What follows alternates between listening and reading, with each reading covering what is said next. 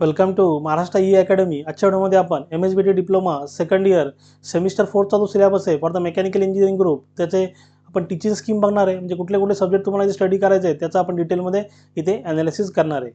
बघा MSBT diploma म्हणजे Maharashtra state board technical education Mumbai यांच्याकडून आलेलं आहे ऑफिशियल सिलेबस आहे। बघा डिप्लोमा इन मेकॅनिकल इंजिनिअरिंग त्याचा कोड आहे तुमचा ME आणि 4th सेमिस्टर। बघा 4th सेमिस्टरमध्ये तुम्हाला काय काय इथे स्टडी करायचं आहे हे तुम्ही आपण इथे समजून घेणार आहे। बघा असेच तुम्हाला पुढच्या येणाऱ्या व्हिडिओचे अपडेट हवे असतील आणि ही टीचिंग स्कीमची PDF फाईल हवी असेल तर आपला जे टेलिग्राम चॅनल आहे टेलिग्राम चॅनल तुम्ही जॉईन करा, त्याची लिंक तिथे डिस्क्रिप्शनमध्ये अवेलेबल आहे। आता कुठले कुठले सब्जेक्ट तुम्हाला इथे स्टडी करायचे ते समजून घेऊ। बघा सर्वात पहिले इथे बघा एन्व्हायरमेंटल। बघा सर्वात महत्त्वाचं समजून घ्या, इथे कोर्स टायटल म्हणजे सब्जेक्टचं नाव आहे, ॲब्रिव्हिएशन म्हणजे शॉर्ट फॉर्म दिलेला आहे, त्यानंतर कोर्सचा कोड दिलेला आहे इथे।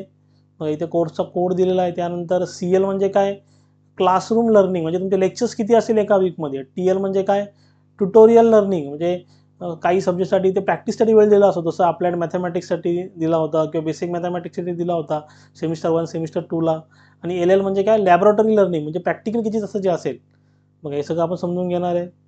बघा एन्व्हायरमेंटल एज्युकेशन अँड सस्टेनेबिलिटी, बघा याचा जो ॲब्रिव्हिएशन आहे EES, कोड आहे 314301।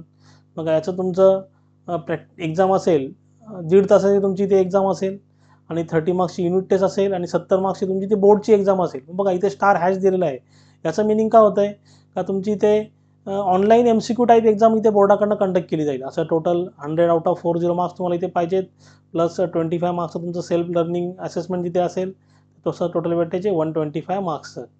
त्यानंतर थेरी ऑफ मशीन, बघा थेरी ऑफ मशीन टॉम। बघा याचं तुमचं लेक्चर्स असतील एका वीकमध्ये 4 तास, प्रॅक्टिकल असेल एका बॅचचं 2 तासाचं, पेपर असेल 3 तास आणि सेम पॅटर्न 30-70चा पेपर पॅटर्न तुमचा असेल।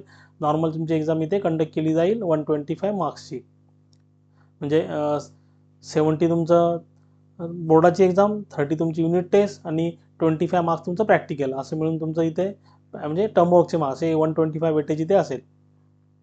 त्यानंतर मेट्रोलॉजी अँड मेजरमेंट, बघा मेट्रोलॉजी मेजरमेंट MAM, याचा कोड आहे 313316। लेक्चर्स असतील 4 तासाचे, प्रॅक्टिकल असेल 2 तासाचं। बघा आणि इथे तुमचा पेपर असेल 3 तासाचा, सेम पॅटर्न 30-70चा पॅटर्न इथे तुम्हाला फॉलो करायचं आहे। आणि 25 मार्क्स हॅश दिला आहे, याचा तर काय होतं आहे का तुमची इथे प्रॅक्टिकल एक्झाम कंडक्ट केली जाईल एक्सटर्नल एक्झामिनर थ्रू, म्हणजे दुसऱ्या कॉलेजचे सरून तुम्हाला तिथे क्वेश्चन करतील आणि तुमचे ओरल तिथे होईल। असं टोटल भेटायचे 175 मार्क्सचं। त्यानंतर बघा मेकॅनिकल इंजिनिअरिंग मटेरियल, बघा मेकॅनिकल इंजिनिअरिंग मटेरियल याचं तुमचं सेम 3 तासाचं तुमचं इथे लेक्चर, 2 तासाचं प्रॅक्टिकल एका बॅचचं आणि इथे बघा 1.5 तासाचा पेपर तुमचा इथे असेल आणि तुमची ती एक्झाम होईल। एक तर तुमची युनिट टेस्ट होईल 30 मार्क्सची, त्यानंतर तुमची बोर्डाची एक्झाम होईल ते ऑनलाईन MCQ टाईप। बघा स्टार हॅश दिलेला आहे, तर टोटल वेटेज आहे तुमचं 150 मार्क्सचं।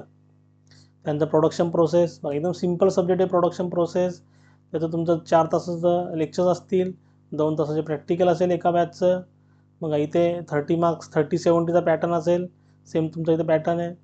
नंतर एंटरप्रेन्योरशिप डेव्हलपमेंट अँड स्टार्टअप्स, बघा या सब्जेक्टमध्ये तुम्हाला इथे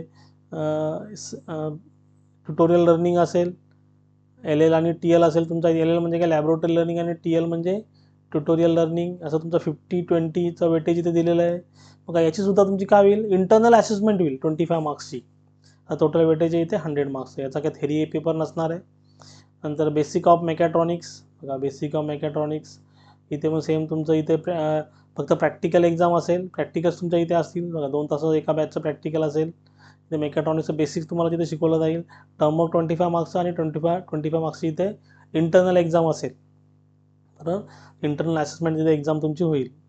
नंतर CNC प्रोग्रामिंग, बघा मोस्ट इम्पॉर्टंट सब्जेक्ट आहे, म्हणजे CNC प्रोग्रामिंगवरती सुद्धा तुम्ही तिथे जॉब तुम्हाला तिथे इंडस्ट्रीमध्ये भेटू शकतो। असं या सब्जेक्टचं तुमचं प्रॅक्टिकल आहे, 4 तासाचं प्रॅक्टिकल आहे इथे।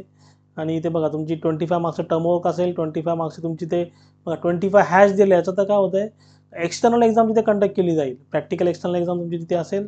बघा असं टोटल वेटेज सगळ्या सब्जेक्ट 900 मार्क्स आहे। बघा आणि हा CNC programming most important subject आहे, याच्या बेसवरती सुद्धा तुम्हाला इथे इंडस्ट्रीमध्ये जॉब भेटू शकतो। डिप्लोमावरती तुम्ही CNC प्रोग्रामिंग आधी तुम्हाला येत असेल, कोडिंग येत असेल, तिथे G कोड आणि M कोड आपण तिथे स्टडी करतो ते तुम्हाला प्रॉपर येत असेल, तुम्ही तिथे चांगला स्कोर करून तिथे इंडस्ट्रीमध्ये इझिली तिथे जॉब घेऊ शकता। फक्त तुम्हाला तिथे कमांड आली पाहिजे त्या सब्जेक्टवरती। बघा असेच तुम्हाला अजून काही डाऊट असेल तुम्ही जरूर मला कमेंटमध्ये विचारू शकता आणि कुठल्या सब्जेक्टचं तुम्हाला डिटेलमध्ये ॲनालिसिस पाहिजे असेल ते सुद्धा मला सांगा, मी डिटेलमध्ये ॲनालिसिसचा व्हिडिओ बनवेल. थँक्यू.